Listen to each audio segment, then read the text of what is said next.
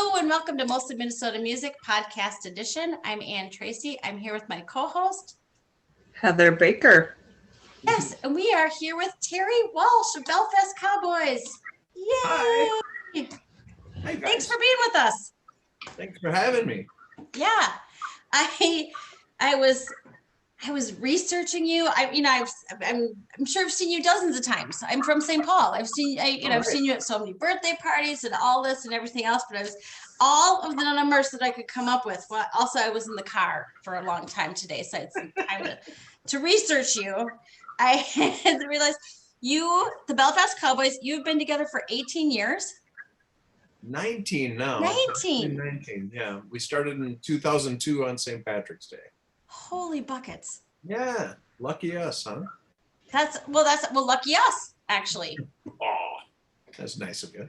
Yeah, always fun to see you guys. And you have 9 members. Yeah, we do have substitutes. If you tried to book a lot of shows with the same 9 people every time, you wouldn't be able to book a lot of shows. So we have some really strong substitutes at a couple of the positions, and but it's generally the same 9 guys most of the time. And we do have a smaller version of the band just because there aren't a lot of bars that can fit a 9-piece band or pay for a 9-piece band. So that's called St. Dominic's Trio. And we usually play, despite the name, we usually play as a 4-piece or a 5-piece. And it's a fun way to keep playing. We've averaged, before COVID, we averaged 100 to 125 shows a year. So been very busy for 19 years, and feel very fortunate to be able to say that. That's my favorite thing about St. Dominic's Trio is you guys will play a quick one by The Who. Yeah. We'll try anyway. I have seen you try a couple of times. With varying results, yeah. You play together long enough, and you can remember to do some songs, and sometimes you have to remind yourself, but yeah, that was one of the ones that we worked out way back, even before the Cowboys started. Yeah, I had an original band called Terry Walsh at 2 a.m. and we put out a couple of CDs in the 90s, and that's when we learned a quick one. So, and all 4 of us that played in that band wound up in one form or another in the Belfast Cowboys and St. Dominic's Trio. So it's pretty easy to look at each other and say, hey, remember a quick one? What key is that in? And somebody will remember. Usually not. You have made my night more than once. I will tell you that right now. Because not only is it a deep, deep cut, it's not a quick one. It's a 10-minute song. Yeah, and it's got a lot of changes. It's hard to remember, and watching us play it right now, I mean, I'm sure you'd look at us all looking at each of us in the band. It's where do we go from here? And hopefully somebody picks up the thread. So usually we do. Yeah. Yeah. Well, I may be conflating stories, but I remember going to see The Who. It wasn't the Met Center, but it was because it wasn't that long ago. But it was the Excel Center, whatever it is now. Okay. Yeah. And going to see and get in there, and I'm like in row 2 somehow. I mean, I'm amazing. I get there, and maybe it was 10 years ago. Daltrey gets up on stage, and I'm like, voice is gone. Oh, I heard about that show. I'm glad. It was, where I was like, he doesn't have to say anything. I'll just watch him. I'm cool with that. Like, I'm done with that. And I was there, and then in my mind, you guys were playing at the Liffey that night. Somehow I have, and it's probably conflated the night. Maybe I don't remember, but I remember saying, well, if St. Dominic's Trio will play a quick one, The Who sure as hell wasn't gonna. Right, yeah. I will have seen The Who and my favorite song all in one night. So that's so cool. Well, was Entwistle still with us at that point, or? Yes. Yeah. He was. Okay. I remember hearing about that. I wanted to go to that show, and then when I heard that Raj didn't have it, and you know, it was like a temporary thing, and it happened. Yeah. Especially when you sing like he does. Oh my God, that's I don't envy him having to try and meet that bar that he's set for himself on recordings every night. God, it's just ridiculous. What a singer. So Well, and none of us wanted to live up to the bar that we set at age 24. exactly right. Yeah. I'm not saying my bar was high. Well, or 45 in my case. Yeah. Yeah, well, there you go. There you go. That's exactly that. Yeah, so you're one of my favorite memories that may or may not be true. There you go. Thanks. That's so nice. Well, that kind of takes us up. So I'm trying to think of what else. So you guys have played forever and forever, and you have a couple albums, and you have a new album coming out. Yes. Magic Night. We were supposed to play at the Driftwood, and we were going to play as a 9-piece on St. Patrick's Day for our 18th birthday in 2020, and we played a full band show on the 14th of March, and then it was like that Sunday or Monday that the hammer came down and the venues closed. Yeah. And we were all, we were ready to go, and it's, even though it was just at the Driftwood, but it's just at the Driftwood, and we weren't going to make a ton of money. It was going to be a blast, and we were excited, and everybody wanted to play, and we'd carved out the time. So I shot a message to our pal Rob Hillstrom, who has a studio in West St. Paul, and said, hey, what are the chances that tomorrow we could come into your studio and do a live stream and just try and all our friends who are stuck at home that were planning on coming to see us, it'd be really nice to be able to play some music for them. And to my surprise, he said, yeah, I'll have to shuffle some stuff around, and he did.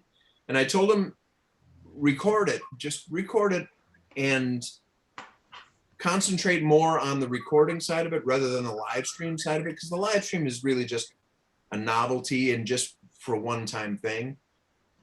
And he did. And when I heard the results, I was like, oh my God, this is like the best recording the band has ever had. And part of it is because we were all playing together at the same time, like a live show. Well, it was a live show. And so there was no, there are no vocal overdubs or anything like that on the CD. At least I will tell you, we did sweeten a backup vocal or two, but all of the lead vocal, there were songs that were cut out. Anyway, we recorded for about 4 hours, and lots of songs. I think about 43 was the final track number.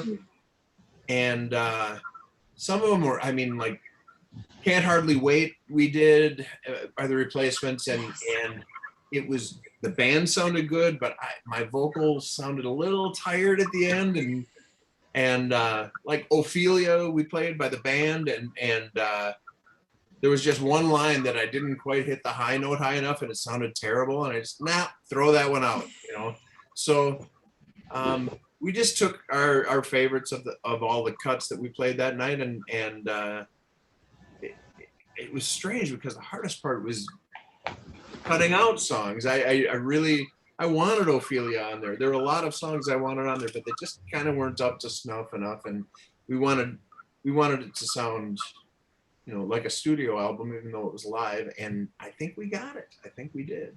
You absolutely did. And there are 23 songs. 23 songs on the digital version, 16 on the CD itself.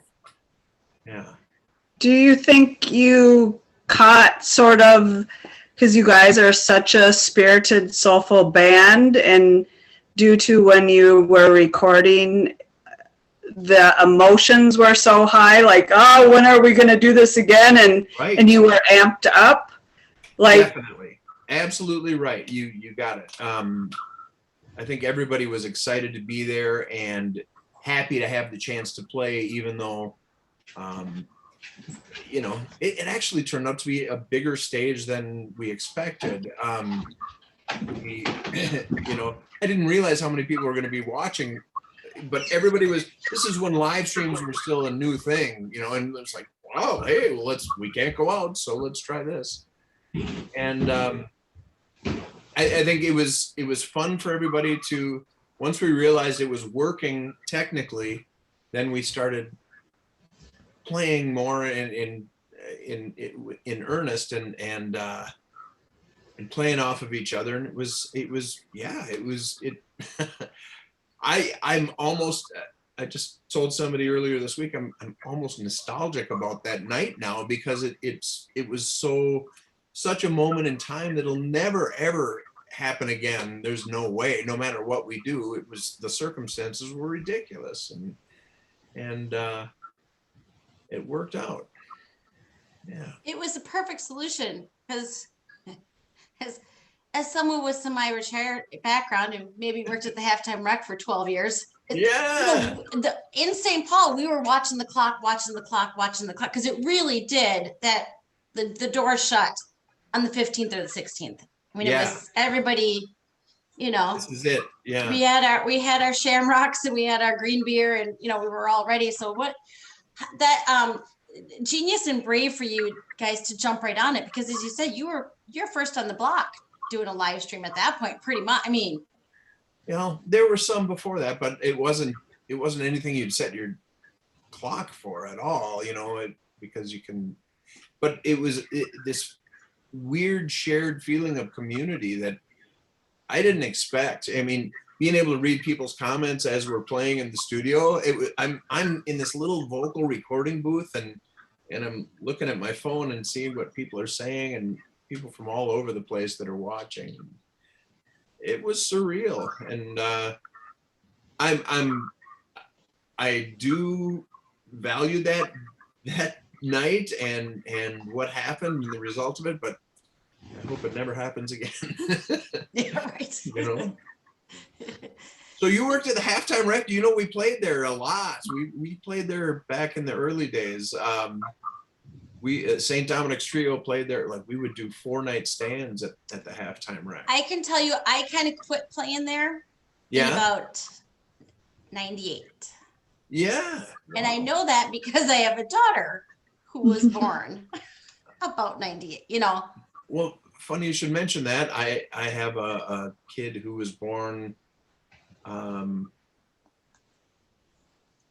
while we were playing there too, and we finished up one night, and at 4 a.m. my second kid was born, and then I went back the following night and played the that's funny night. That's great.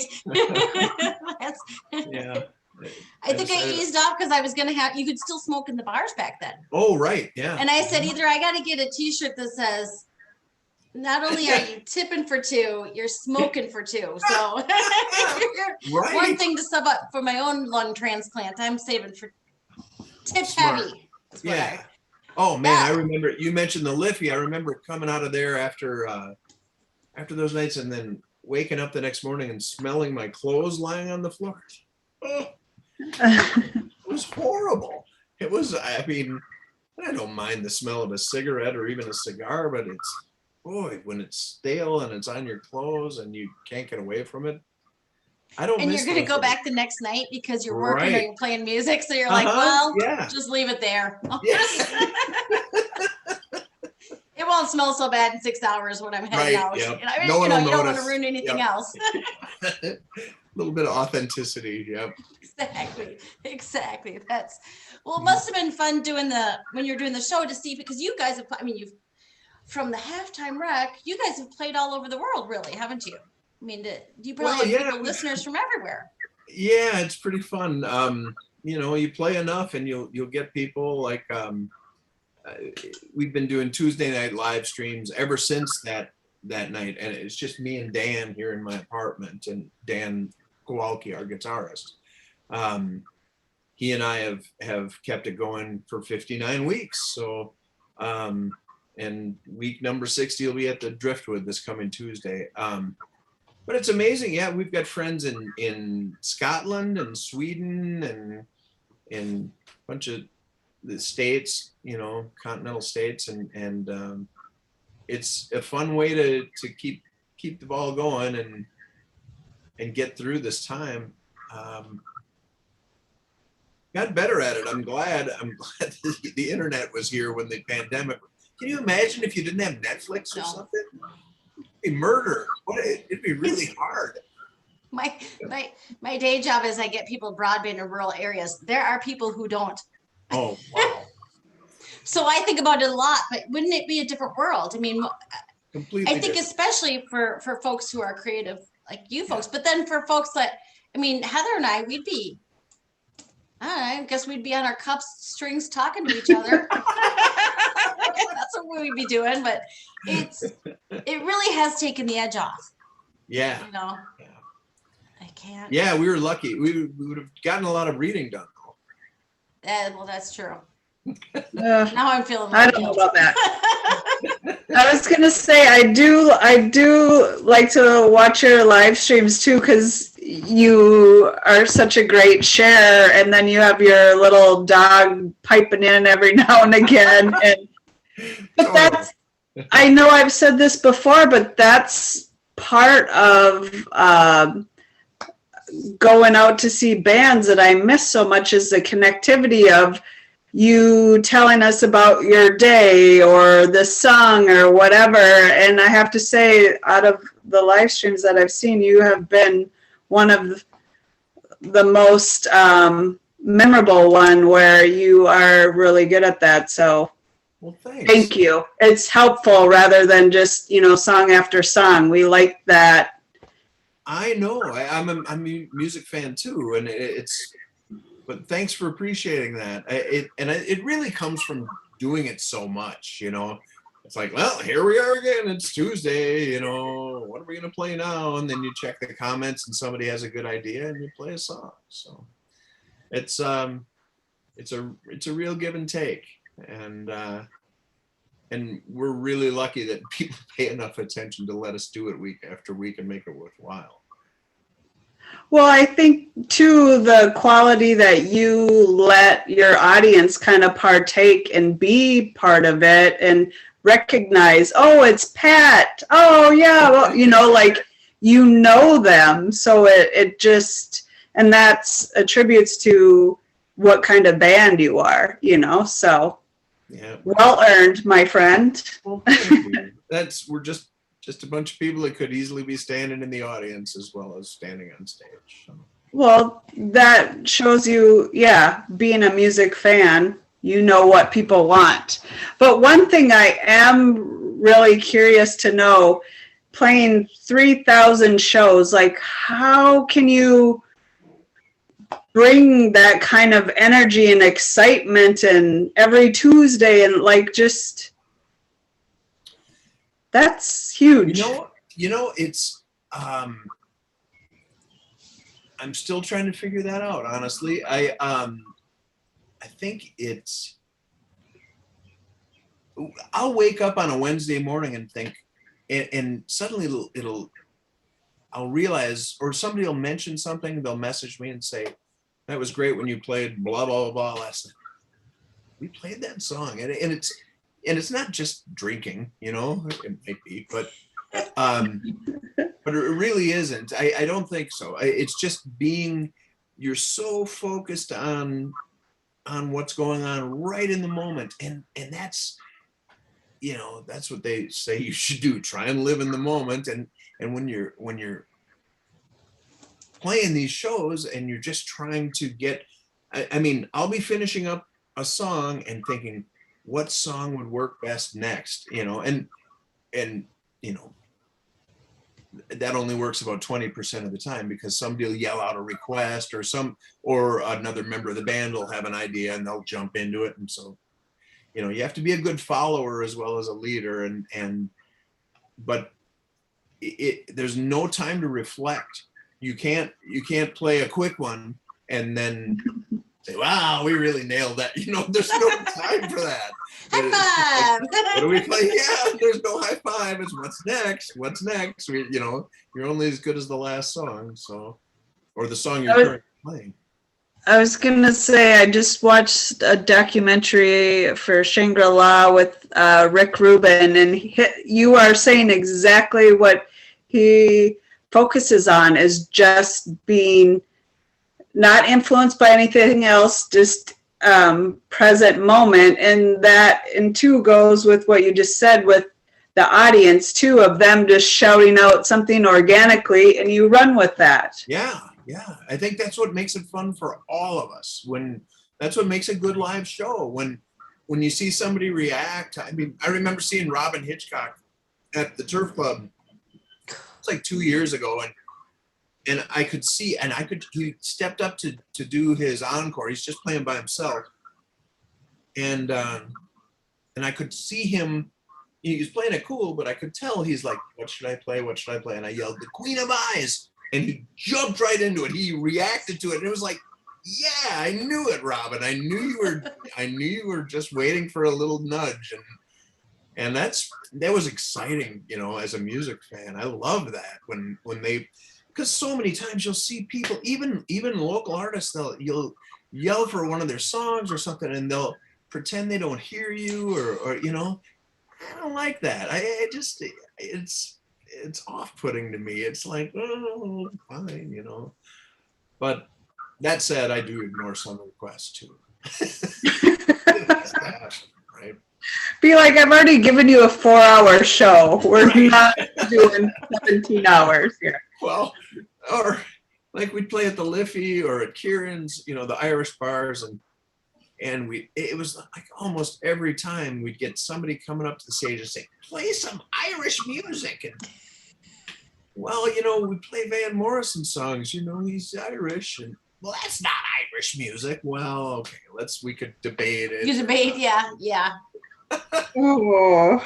So we would ignore those requests, or the people that would come up and want to hear Jesse's Girl, and then we'd say we don't really know that one or play it, and then they would insist, couple songs. Come on, they'll say, well, we still haven't learned it since the last time you requested it. I would be like, you're cut off. Well, I've done that too. Yeah. Yep. Security, okay. That's my line. Security, come and get this person. Yeah. I can think we had a band who played mostly singing in Irish at the halftime one time, and one person played Danny Boy, and we're all like, oh my God, just lots of different kinds of Irish, and maybe you're not getting it. It's right. It's hard. It's hard to.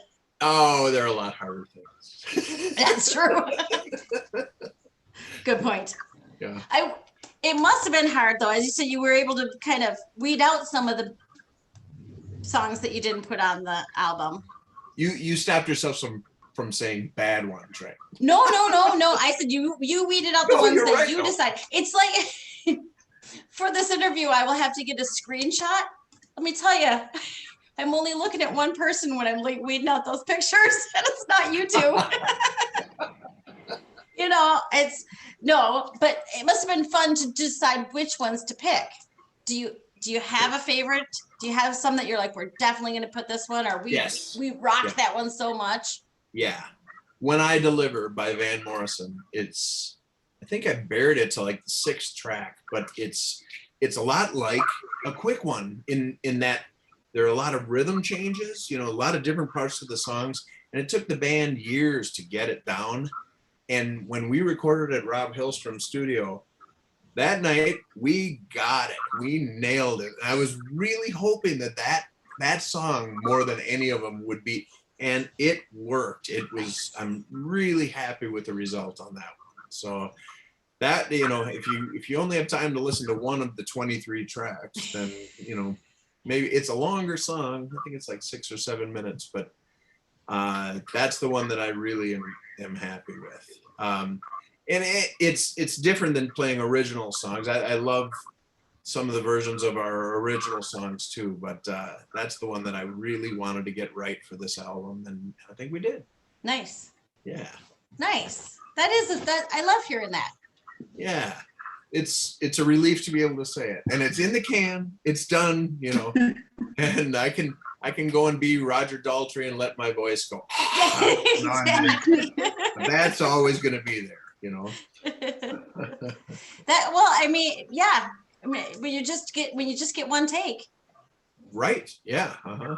And there were several songs that we took one take on that didn't make it, just didn't quite get there, or one bad vocal line, or one missed saxophone riff or something. Just let's leave that one aside.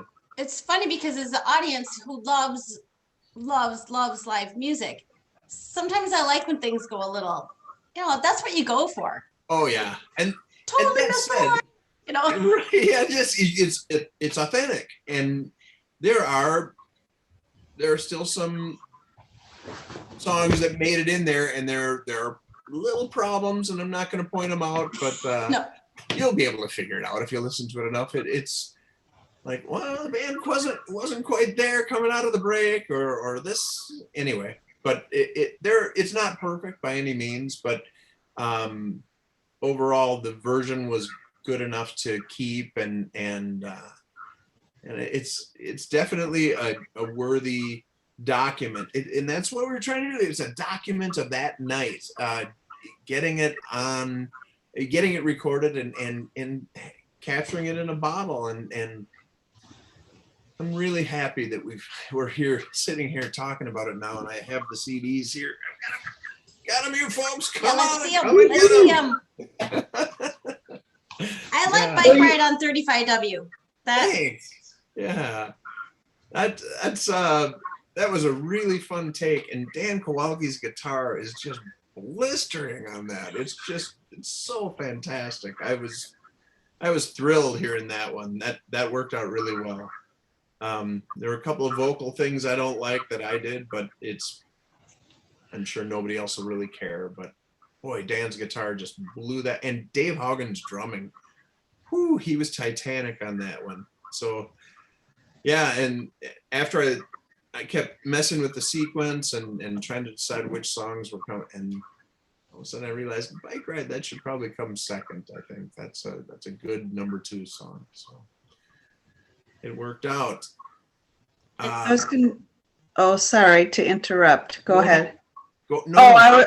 I like that song. It kind of it gives me a visual, kind of like when Hold Steady talks about Minneapolis and all the area and going around, and that song did the same thing. Like, I'm listening to you, and then you kind of get the visual, like you're going around too. I like that added layer. Yeah, that's I was, in my mind, that's what I was doing. I was riding my bike past the do not enter sign and looking up and seeing the Fauché Tower, and it was actually it was based on the story. My brother Jimmy, the famous rock writer, he was coaching his kids' little league team, and they won both games of a doubleheader. And 35W was closed at the time for construction. And he said, let's go take our bikes and we're going to ride on 35W. And they did. They all went and did it. And Jimmy got thrown into the back of he got handcuffed and thrown into a back of a state trooper car for doing that. So he got away. He got a big fat ticket, but he got a good story out of it, and I felt left out, so I wrote a song about it. Well, you could have paid for some of the ticket, and then you wouldn't feel so left out. Well, I didn't feel that bad. Yeah. Okay. I feel like if you have siblings, there's a little part of you inside. It's the best day when they get in trouble. Yeah. See, Mom, I'm not the bad one. Not me. Not me. I shouldn't even say that aloud. That's maybe the most Irish thing I've said in a long time. But there is, like. I told you. Yep, I'm with you. That one there's a Saw Doctors song about the N17, and I know it reminds me of the other. The N17 is the road that's leaving Galway. Okay, all right. Anyways, I don't know it. Yeah. I don't know the song. I'll have to dial that up. Yeah, it's a different. I mean, it is a more unapologetically Irish sounding, but Saw Doctors are unapologetically Irish. Right, Irish, of more course. traditional. Yep. But yeah. But I thought, that sounds like that. Yeah, it's. I like that one. And I like Wonder Why. Oh yeah. And that's a Wondering newer why. song, isn't it? It is, yeah. I wrote that for this thing they have called Morningside After Dark. It's in Edina at this church in the basement, and they only do it in like the early months of the year, and they have a theme for each one. And this one, Lori Lindeen asked me to come and play at this one, and the theme was Dumped. And so I wrote the song. It was originally called Dumped, and when I was writing the song, I thought about all the stuff happening in the world and all these ice caps melting, and all I can think about is, why don't you love me? Why am I not, why am I being rejected? And it's so stupid. It's so self-involved, and it's not, though. It's real life. But that juxtaposition I thought would make a good song. So and then the band learned along with me, and got it. It's almost didn't keep that one. There's one little flaw at the start, but kept it anyway. I'm glad you did. I like that. I think it is very authentic, because we've all had those moments. Yeah. I mean, I've had moments while at the protest. Well, if you could see me doing this, I bet you'd still like me. Right, then you'd love me, right? Yeah. It's more about just being so. It's like one of my favorite lines in there is, the baseball score doesn't matter anymore. I wrote that one down. All right, yeah. Funny. I love baseball, and it means a lot to me. But then when it comes right down to it, it doesn't mean a damn thing. And so, and then when you find yourself, even the Twins won, great, but she still doesn't love me. Yeah. It's not even any kind of a balm.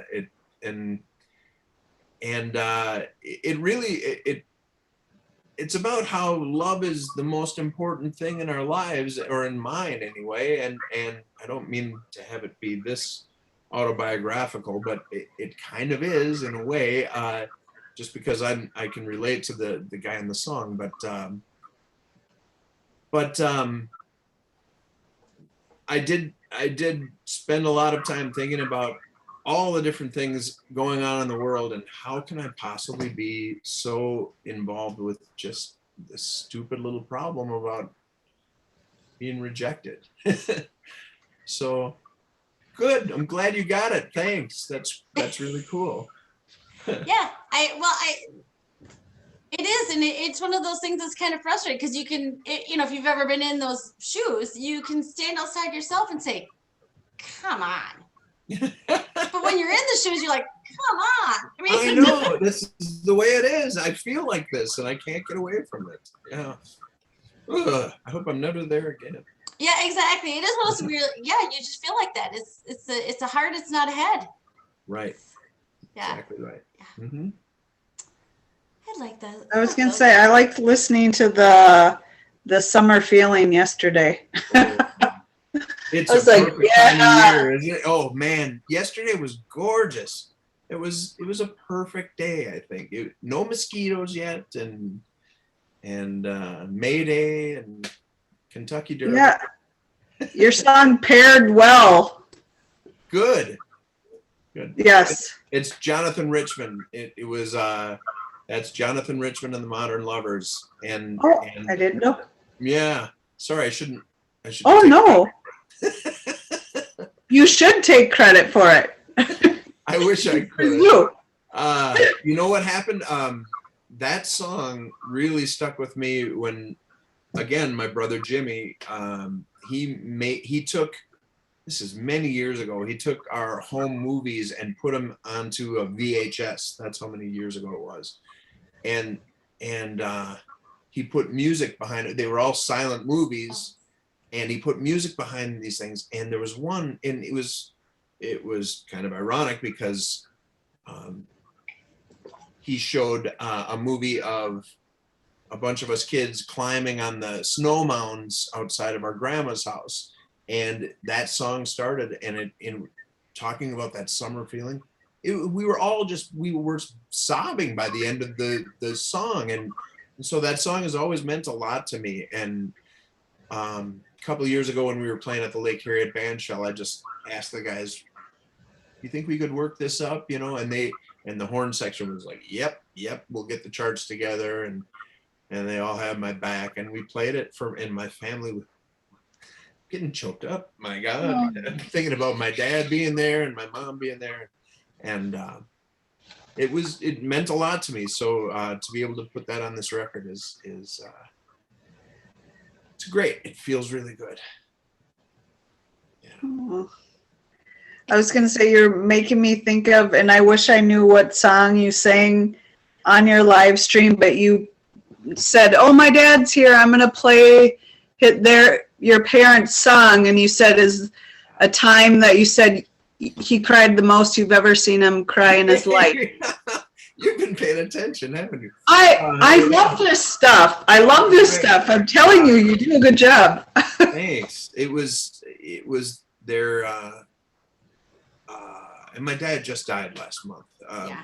Oh no! I didn't know. No, that. it's. Jim. Thank you, but it was my mom and dad's, I think, their 50th wedding anniversary.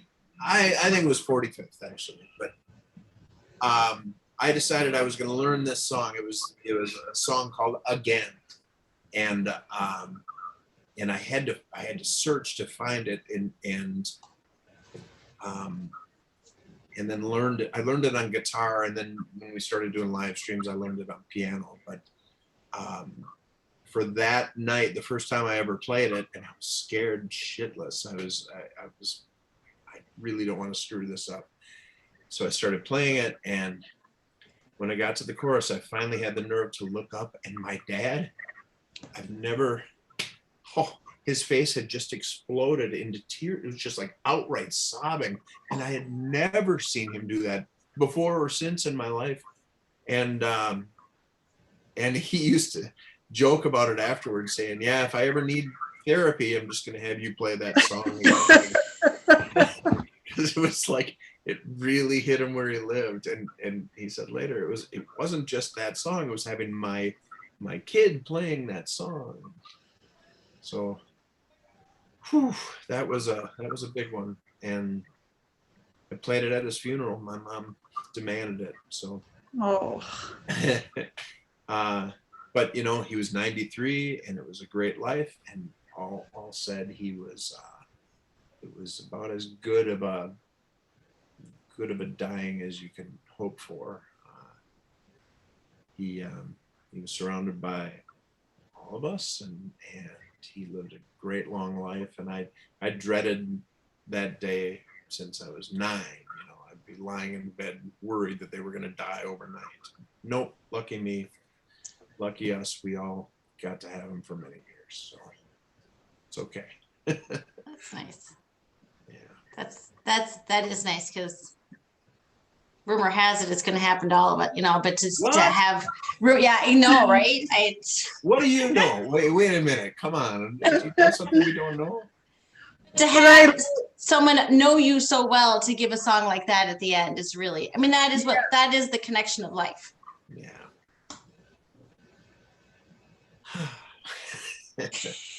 It is. And it's strange to think of them listening to that song before any of us. There's 6 kids in my family, and they shared that, and it's a beautiful song, and it describes my dad so well, because it's this kind of an esoteric take on a relationship, and it's very pragmatic in its way too, but it's very romantic at the same time. Yeah, I don't even know how many. I think Doris Day did a version of it, and there are a lot of different versions done, 40s and 50s. And I found one of them and learned it from that. What a gift. I was going to say, I love that you were able to do that, and you got that reaction, because Me too. You know, yeah, but to like leave your mark and let you know, instead of going, didn't I do a good job or whatever, or you know, you're just like, yes, I did it. You know, and Jimmy again, I remember before I played it, he said, because I was so nervous about it, and it was a really hard song to learn on guitar, and at least for me back then, and he said, well, are you sure you want to do this? Maybe we should just play the recording, you know. No, I'm not that scared. I can do it. But it was good of him to try and give me a way out if I needed it. Glad I did it. Really glad. Okay, I'm switching off the sad because I'm sorry, I didn't know that happened, but I did. Yeah. When you know you do have a 9-piece band and you guys are such a lively group, and whenever I've seen you or envisions, you know, you guys playing, it is this enormous, loud experience, and you know, all the moving parts, and then pandemic. How do you wrap your head around that, for the love of your music, to be like, oh shit, how is this gonna look? How do we move, you know, after your recording of this beautiful album? Like, what is that like? I just can't wait. I can't wait to get back on Friday and seeing those guys and laughing with them and getting back to it. We have been able to play a few times over the past year as a 9-piece, thanks to the Hook and Ladder doing their Hook streams. And we actually did do a couple of shows like up in St. Michael. They've got this parking lot thing happening at Lay Music Room, and there's a place in White Bear Lake that got us to play, a very socially distanced crowd. And but it feels like now we're getting back to the real thing and not just this one-off once in a while. One thing that the pandemic taught me is that I really want to be pickier about what shows we do. I mean, I love playing at the Driftwood every week, but if that goes away, it'll be okay. I don't mind playing live streams here if that's what we need, but I want to do, like I said, 125 shows a year. That's a grind, and I'm a little tired of that. I don't want to. I want to play shows that I really want to play, or that really pay well, honestly, and will make everybody happy that way.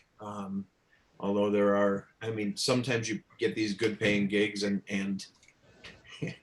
some of the guys in the band will say, yeah, this is a real soul sucker. And you don't want a soul sucker gig, even if it pays really well. It's sometimes it helps you get from point A to point B. If you're playing a gig in Des Moines and it gets you to Ames, then you put up with it. But I'd rather not have my soul sucked anymore. I don't want to play shows where people are yelling at me to play Jesse's Girl and they don't get it. I'd rather we'll just pass on that one, or at least try to be more selective. So that's my goal for this summer, and I'm definitely limiting what gigs I accept, and hopefully it'll work out. We've already got a pretty good schedule lined up, and there's nothing that on the schedule right now that I'm dreading, which is a good thing.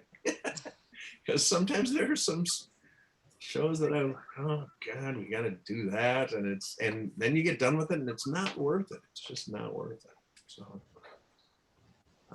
I want to have a good time and help the audience have a good time and help the band have a good time. That's a great lesson to have learned in the last year. It is. Also, I like weekends off. I mean, I used to live in fear of having weekends off, or like coming up to a St. Patrick's Day 2 or 3 months before it. If I didn't have a gig lined up, I'd be really nervous about it. no more. I'm going to be just fine. If we don't get a great offer, I can stay home. I'm fine with that. Yeah. Stay at home and live stream, you mean, right? Well, on St. Patrick's Day, yeah, I would have to play a little bit, I think, just for fun, put on a green hat or something. But yeah, I enjoy my time off, and I don't feel the pressure that I used to. It used to be so hard to get a gig. I mean, I've been doing this for a long time, and they were, back when I was starting out, it was like go months between gigs and just worry about it. When am I going to get a gig? When I'm calling up and begging people, please let me play Monday night opening slot at the entry, and glad I don't feel that way anymore. It makes it more fun, and then it lets people choose you more. Yeah. I'm going to go see Belfast Cowboys. I'm here to see Gay Witch Abortion, but I see Belfast Cowboys is opening up for them. Also, and I enjoy an odd bill as much as the next. I genuinely do. I do too. Yeah. I agree. But it's also nice to say, okay, I'm looking forward to May 7th. I'm looking forward to next Tuesday instead of just, yeah.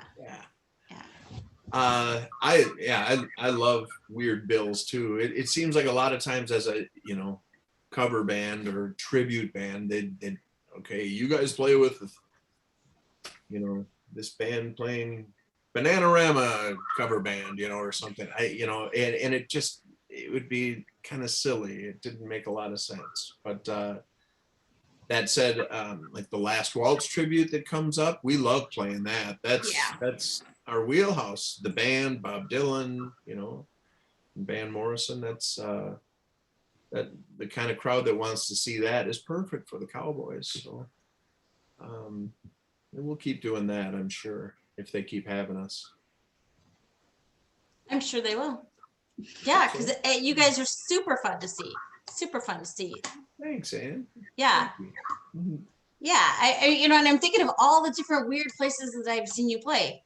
The place down on Jefferson Avenue in St. Paul. That'd be from my house over there. You don't know that or where I am. What is that? They've changed names so many times. Somebody's birthday. DeGidio's. Oh, no. The Tavern on the Ave. Yes. Yeah. Yes, Wow. yes. That's wild. You've seen us a lot, haven't you? Yeah, well, it's St. Paul. I mean, St. Paul, I like Irish music. I like Van Morrison. Cool. Yeah. It's always so, and you play a quick one. Honestly, I have said St. Dominic's Trio. I want to hear a quick one. I'm going to go because I'm no idiot. I might write down on the back of 20. It's a big ask. That'll always do it. Well, it depends on who's in the band that night. We don't always have the same lineup, but if we have a lineup that can handle it, and we usually do for that one, we'll do it. You don't have to write it on a 20.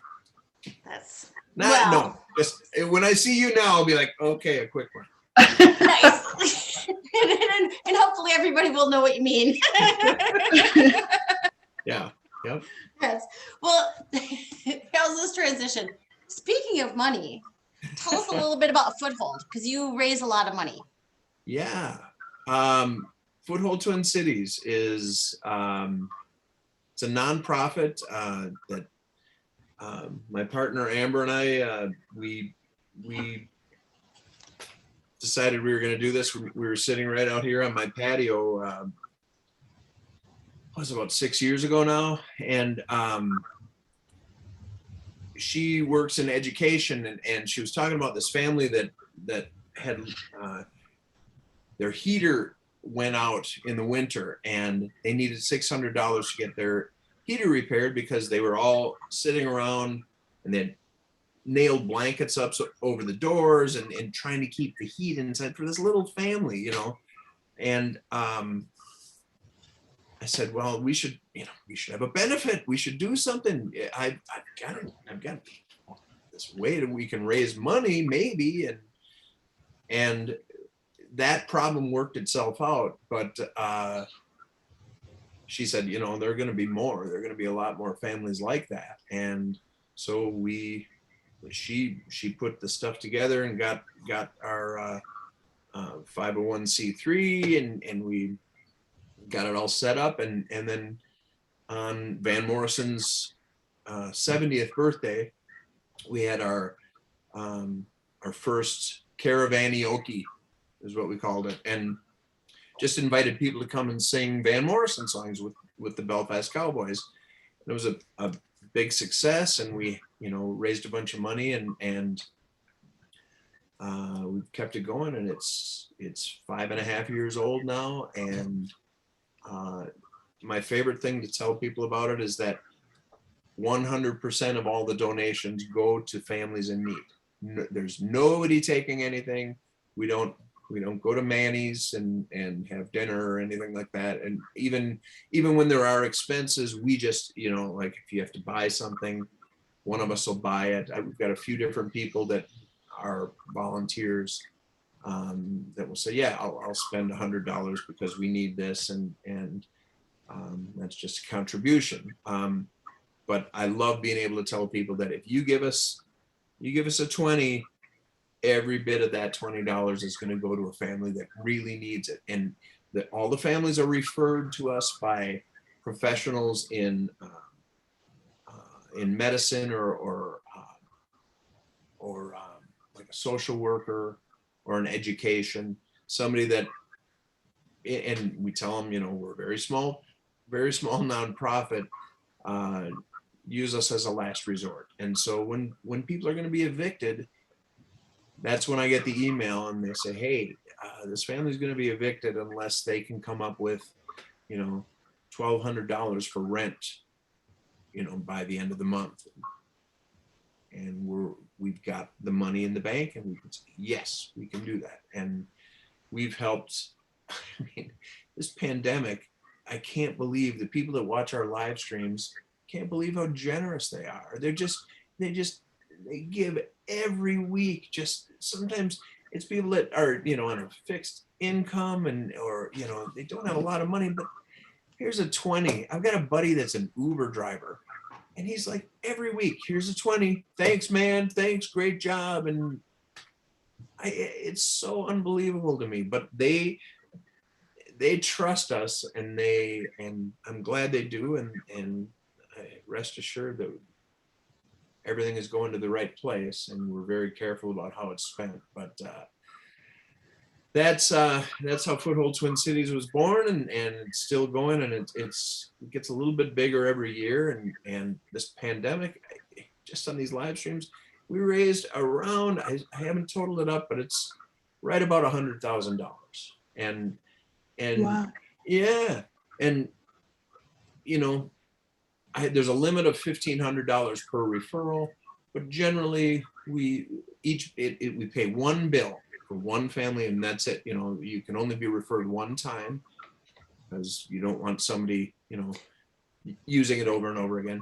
But it's just a way to get, I mean, I'm sure you guys know, if you've ever been to a point where you're really, really desperate, somebody coming up and paying your rent for 1 month, it's like a whole different ball game than in your life. It's a real life changer.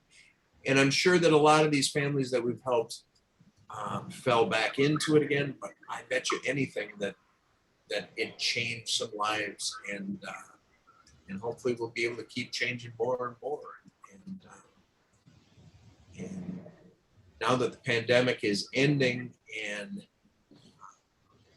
the eviction moratorium is probably going away, it's gonna be even more important. So we've got to keep this going, and we're gonna hopefully live stream at the Driftwood every Tuesday night, and still be able to raise some money that way. But it's so inspiring to see these people, you know, these regular people that are friends of mine that believe in what we're doing and trust us enough to, you know, pony up your $20 a week or whatever it is. And just incredible. This community is really something. this little city we have here. That's amazing. And $100,000 is so amazing. But it really, the difference between being able to get your car fixed or not get it fixed, to be able to pay for your kid to go to the doctor, to just that is the difference. Yeah. It so many great stories. One of my favorites is this dad. It's usually single moms that we help, just because that's the way it works out. But this one was a single dad. His wife is gone. I don't know why, but he had been working to go through barber school, whatever that's called. I can't remember. But then the pandemic came up, and he had to stop. He had 5 kids, and he had to stop, and he had stopped going to school, and he was almost done. He had like one more quarter left, and he couldn't pay for the last quarter. And we paid for his last quarter of school, and great. I have a photo. I can't share it because they want to be private about it. Right. But I've got a picture of him standing at his barber's chair with 4 of his 5 kids, beautiful family, just all standing there. And he's got a job. He's employed as a hairstylist, and that one is, that was a big victory. It's one thing to keep people from being put out on the street. That's huge too, but you don't. This one, I think, will really help all those beautiful kids. I mean, they're so cute, and it just, you just hope that it'll work out. And I think that one will. And I'd really like, I don't follow up enough. I try to keep a distance after I pay out the checks. If I get too involved, Amber took in a family into her basement, back in the early days of Foothold, and it, it was difficult, and they still stay in touch, great people, but it's so hard. You get so emotionally involved. You want to keep helping that one family, but that's not our mission. We have to stick to what we decided we were going to do. And so I try and keep my distance a little bit and just work with the referrers and not talk to the families when I can. Just help them and just be this faceless organization that helps them. So. Sometimes that's just what you need. I mean, especially when someone is handing you a fishing pole. Yeah, right. And I've been lucky in my life, but in smaller ways, I've been in situations where you're like, I don't want to. I just want the help. I don't want the connection right now. As I said, for me, maybe it wasn't a financial thing, but for that, we just that gift, and then you hope that they do them as much as they can with that fishing pole. But I mean, you've just affected, what you say, 5 kids, 6, 6 people right there. There's 6 people who can go and give the message on. It's right. Amazing. And yeah, hopefully it just makes the world a better place. Well, thank you for doing that. Thank you. You got to do something, right? You have to try and help when you can. And so I'm lucky. I've got this great band, and we're rather than just helping people get drunk, we like to try and help people. So. But it's an and plus though, right? It's not an either or. Oh no! We're okay with that too. Yeah, cheers. We got country and western, right? That's great. Well, so this Magic Night is coming out on May 7th. Yep, it's my dad's birthday. May 7th. That's awesome. Yeah, seriously. I got to tell him that before he died, and he made a face like he was excited about it, even though he had dementia, and sometimes you tell him things and you weren't sure if it would really register. But when I told him our CD is coming out on your birthday, he went, "It was great." That is great. So, yeah, that was great. That's great. And folks can see you starting this Tuesday. Yeah. Was that the 4th? What's the date of Tuesday? Yeah. March 4th, the 4th day, or May 4th. It's the 4th day of May, which is the St. Dominic's Trio song, and we'll probably play that one. on Tuesday. I always, isn't that a start? The May the 4th be with me, 4th be with you, or is yes? Yeah. Okay. Of course. Yeah. Yeah. Very good. For folks who are, I'll put this in the notes, but for folks who are listening, how can people find you? BelfastCowboys.com is the easiest way. You can message me through there. I haven't brought the CDs to any record stores yet, so you can email me and then PayPal me money, and I'll send it to you if you want, or just easiest way is to come to a show and pick it up. I was just gonna say, or just come to the Driftwood on Tuesday. Yep. This Tuesday, probably not such a good idea because it's going to be a limited capacity, and I think we're already going to have a full house. I So, was gonna ask about that. Yeah. yeah. I think they're only going to let about 40 people in, and Okay. I've got a list of about 40 people that are going to be there. Okay. So what? So the one is the 11th. Is that the next Tuesday they can go? Good math. Yeah, I think so. Sometimes my math is good. Sometimes it's Yeah. no. Yep, there it is. Awesome. Awesome. Well, we have enjoyed talking to you. We've enjoyed, well, the streams and the live music in the past and everything. So I can't wait till everybody can hear this. Yeah, thanks so much Yeah. for having me on here. It's been really great talking to both of you. Thank you. Thank you.